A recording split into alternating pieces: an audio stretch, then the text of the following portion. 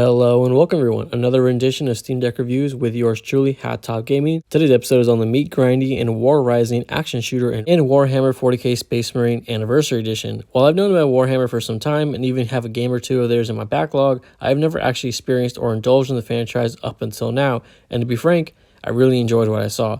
So much so that I kept diving into it after the credits rolled. So just like always, we'll be going over the same three things in story, gameplay, and performance on the Steam Deck before giving the game a rating out of 10, so let's begin. Starting off with the story, we play as Captain Titus being sent down with two of our Space Marine brothers to attempt to save Adeptus Mechanis, Forge World Agraria. Sorry if I mispronounced any of that, I probably did. I don't know how to say any of this stuff.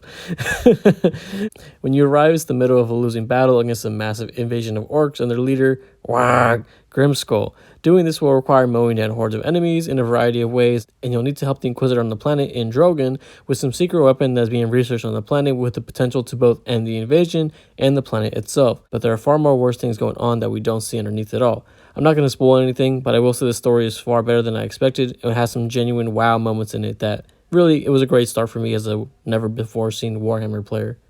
Now moving on over to gameplay now, which of course is the meat of the game, it is great. The melee combat is pretty shallow, but really you won't be using it often unless you choose to, which is fine. The game kind of operates on like a Halo sort of system where you have a shield that's protecting you, and after that, when your shield goes out, you have just an actual health bar. Once depleted, well of course you will die. The weapon selection, while not gigantic, has enough variety to please everyone, from your standard guns to different rifles and explosives and so on.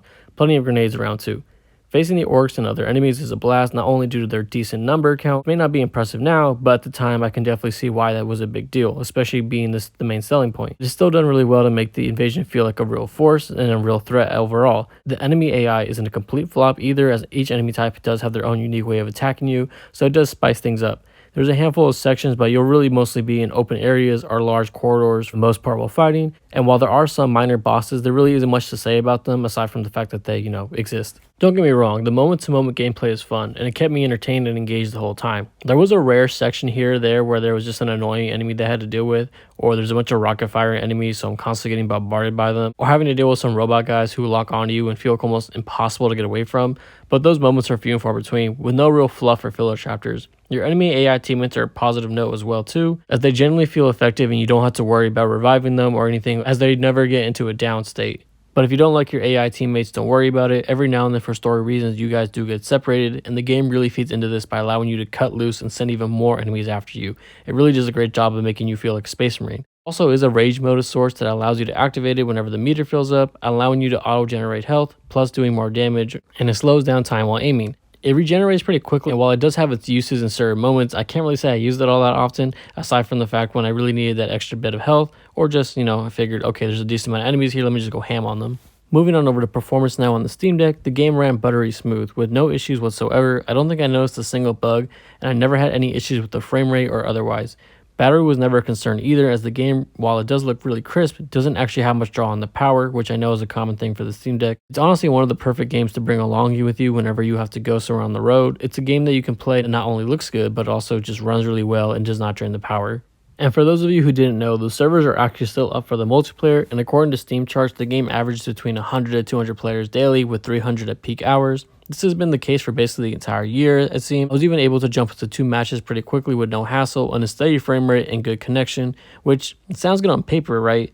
Here's the issue. Unless you're cool with grinding away or having friends to jump in with you, everyone's going to outrank you by a lot. But I guess that should just kind of be expected. But the problem is when they're all firing high-power plasma guns and they're rocket jumping all over the place and you're stuck with the shitty bolt rifle, you don't really stand much of a chance. It doesn't help that you have to go through the trouble of unlocking classes in a normal PvP mode, so be warned about that. But otherwise, yes, the multiplayer is functional.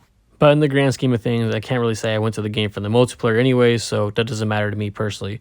And I only checked it out for the sake of seeing what was going on. The game from a story, gameplay, and technical standpoint is nothing short of an A+ grade. There really isn't anything I can knock on the game besides the obvious. That being the fact that the game took me just over 6 hours to complete, and I unlocked 22 of 60 achievements along the way.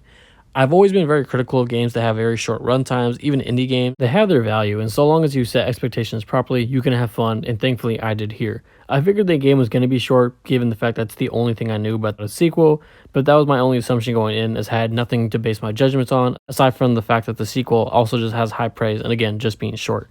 I highly recommend this game if you can get it for cheap, as I think it'll prove to do well with just about anyone, so long as you know what you're getting into. I'm going to give the game a strong 8 out of 10. Go play today. Also, a side note here, after playing the game, I actually enjoyed it so much. I started watching Warhammer 40k videos on YouTube, and the people who like this stuff, you guys are fucking masochists, because everything about this is awful, and it's only going to get worse.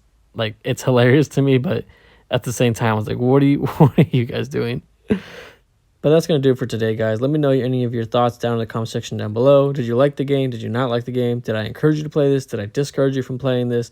Let me know anything you thought down in the comment section down below. This has been Hat Top Gaming. Thank you once again for watching the video. Don't forget to like and subscribe, and I will see you all later. Peace.